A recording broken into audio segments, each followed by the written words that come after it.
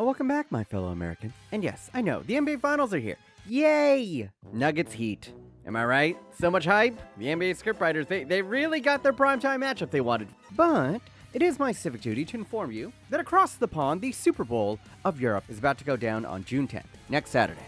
And it is going to be some David versus Goliath shit. I am talking the rebels from Star Wars versus the Empire. The Guardians of the Galaxy versus Thanos. Because on one side, you have the oil empire, Manchester City, a team bought and paid for by Sheikh Mansour and the Abu Dhabi Group, who have systematically taken over English football for the past 2 decades. But for all their dominance, for whatever reason, they have yet to capture this competition, the Champions League.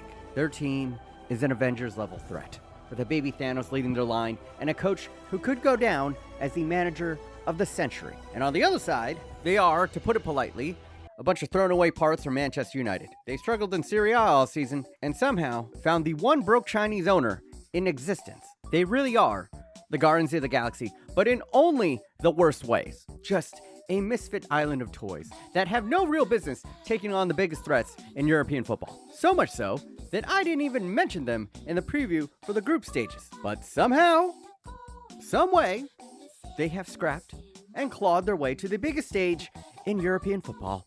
And this group of 35-year-old rejects are our last hope in the battle for the soul of football. So with that said, let me be your guide, give you the rundown on all the storylines leading up to Europe's version of the Super Bowl, where the big names to watch, what legacies are on the line. And by the end of this video, hopefully, I will have you tragically rooting for Inter Milan. Who am I kidding? We're fucked. Welcome to a Clueless American's guide to the Champions League Final 2023. So first, let's start off with the underdogs of the night, Inter Milan. And to put it bluntly, this shouldn't have happened. They shouldn't be here. Their manager, the former Italian legend Inzaghi, headed a disappointing Serie A campaign that almost saw him shit-canned multiple times throughout the season, but he kept on winning in the Champions League, so they couldn't fire him. Their owner, Chinese businessman Steven Zhang, has been looking to sell the club for years, even before the pandemic plunged them into debt to the tune of hundreds of millions of dollars. And the cherry on top, a microcosm for where Inter Milan is right now. You know, every team has that hideous shirt sponsor plastered all over their chest. You might have noticed that Inter doesn't have one. And they don't have a shirt sponsor, not out of principle, but because their shirt sponsor for the year was a cryptocurrency fund. And well, let's just say they haven't been making their payments lately. And I haven't even gotten to the players, because their squad is the envy of every team in the MLS. Maybe. Listen, they got 2 stars. That's about it. Argentinian striker Lautaro Martinez, who's good. The man's a bulldog. Finished second in Serie A, only behind Victor Osimhen. Not too shabby. And their midfielder, Nicolo Barella, is legit a starlet. But the rest, they're like Manchester United rejects, Man City rejects, 35-year-old veterans, and cast-offs. Journeymen. They look like the team at the start of Shaolin Soccer, with the one guy who's smoking a cigarette. That is the squad. In this competition, they barely survived a group of death, featuring Bayern and a resurgent Barcelona, to make it to the round of 16, where they squeaked on 1-0 on aggregate past Porto. They survived a late surge by Benfica in the round of 8, and swept past their hometown rivals in AC Milan to make the final stage of Europe. But they got here on a pretty easy path, one of the easiest paths in recent history. And even with that easy path, no one, and I mean no one, had them being here. And yet, here they are, one of the most unlikely Champions League finalists in modern history. But that's the funny thing about the Champions League. It's not always the best team that wins. No. In fact, the football gods tend to favor the Cinderella story when it comes to this competition. And Inter might just have the glass slipper that fits this year. Let me remind you, Real Madrid was not the best team last year, and yet they won it all. Chelsea, multiple times in this competition, have been dog shit domestically and somehow went on a Cinderella run and won it all. So is it completely inconceivable that Inter could be the Italian version of those teams? I'll be real with you, it's not highly likely, but I'm telling you, there's a chance. And Inter are getting hot at just the right moment. They won their last 7 out of 8 in all competitions. In fact, that winning form has seen them just over a month go from mid-table in the Serie A to pretty much out of nowhere finishing in 3rd. And they've congealed. They've found a formula that works for them. And it all starts at the back. This ex-Ajax star is the best passing and ball-playing keeper left in this competition. And that's saying a lot, because Ederson's on the other side. His long ball distribution is world-class, completely dwarfing every other keeper in this competition in passes completed over 40 yards or more this year. And his shot stopping is not too shabby either. In the center of the defense, they have Francesco Acerbi, a cast-off from AC Milan.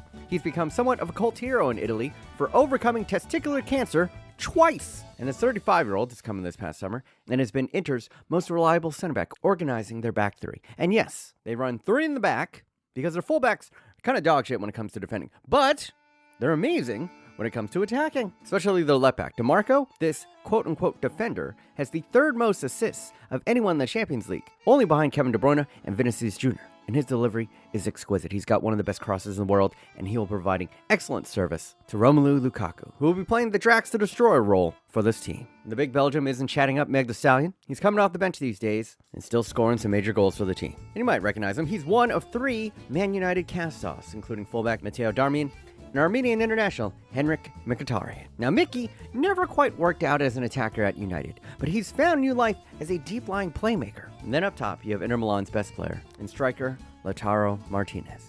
And you might recognize him from the World Cup as the Argentinian who missed literally every shot that he was given. But don't get it twisted, because he is a different animal for club. There's been all this hoopla about Victor Osimhen's season in the Serie A this year. He scored 25 goals. Lautaro Martinez wasn't far behind him at 21. So look for him to be an absolute menace in the box. But the spicier matchup of the night is actually his strike partner, because he is returning to the team that made his name. Yes, it's an Edin Dzeko revenge game. The Bosnian hitman spent the majority of his career over at Manchester City and helped them capture many a Premier League title. Well, that was before they discarded him off to Italy. Now he's getting up there. He's 37, but he's still got a few tricks up his sleeve. You know that old guy at the YMCA who has 0 speed but can still ball? That's Dzeko. He's got old man game for days. And he's surprisingly been Inter's top scorer in this competition. By using his massive 6'4" frame, he is able to schoolyard bully fullbacks at the back post. And given the chance, he's still as clinical as ever. Just watch him absolutely molest poor Calabria here and use his length to deliver an outrageous finish in the semifinals. And Edin Dzeko is a microcosm for Inter's game plan here. They are a grizzled, old brute who wants to make the game ugly, direct, and physical. And they're peaking. They're getting hot at just the right time, and they found a system that will give them a puncher's chance in the final. But unlucky for them, their opponent on the other side is basically Mike Tyson in his prime. Manchester City, champions of England 5 out of the last 6 years, including the last 3 consecutive titles. And that shit is old news to them by now. They've been dominating the Premier League for the past 2 decades. This, the Champions League, is the only competition left for them to conquer.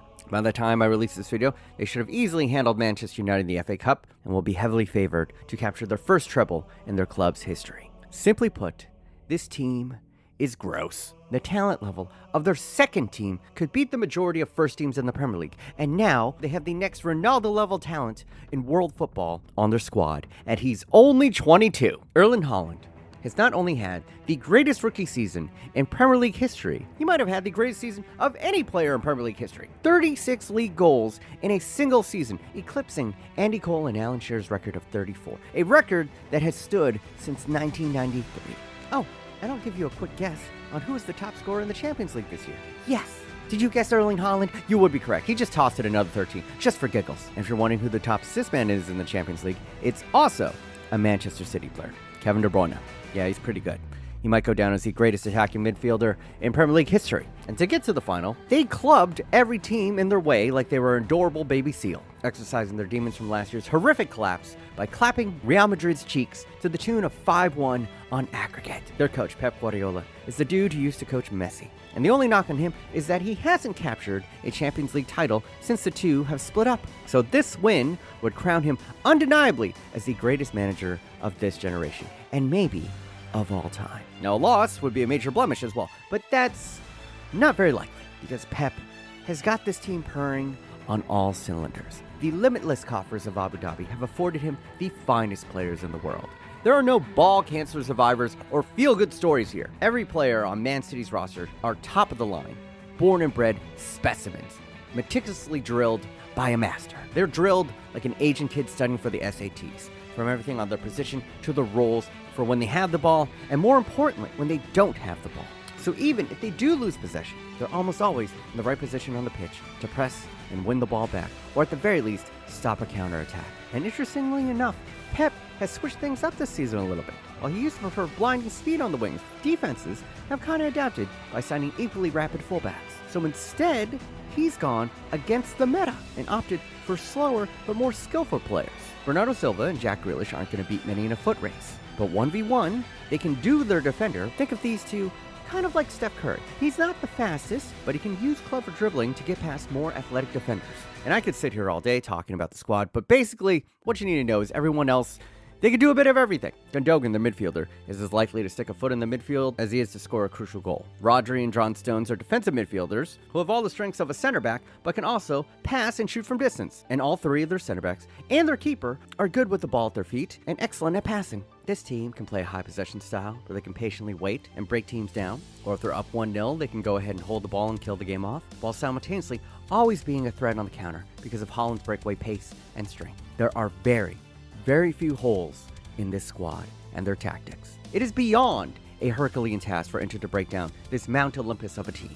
And even if they find some tactical solution, all it takes is one special moment from Haaland or KDB or Bernardo Silva. Just pick a name from their treasure trove of a roster, and nearly all of them have the ability to single-handedly change a match. The one thing, and maybe the only thing, Inter really have going for them is Man City, for whatever reason, seems snake-bitten in this competition. They've choked it away before to inferior teams in this final, and VAR has fucked them hard in the past. So maybe, just maybe, that's sticking to the head of the players and the coach here. But the way I see it, all good things must come to an end. Because by the end of Sunday night, most likely, we will all witness Manchester City be crowned kings of Europe and capture their first club treble. I would rather have explosive Taco Bell diarrhea than to witness this. But it's going to take a goddamn miracle to prevent it. So I'm just going to eat Taco Bell anyway. But who knows? When it's just one game, 90 minutes, football can be fickle. And in the grand stage of Europe, upsets are not too unfamiliar. So I'll end it by saying, we're all praying for you, Inter Milan, because you're our only hope. And that is going to be my guide to the Champions League final. It's kind of depressing. But if you'd like to put some good juju on the soul of football, go ahead and leave a like on this video. Help a fat Asian out in this godforsaken algorithm. And as always, I'd like to thank all my patrons, keeping me alive and well, keeping these videos churning out. Thank you to the homie Lewis for editing this video. And until next time, boys, America.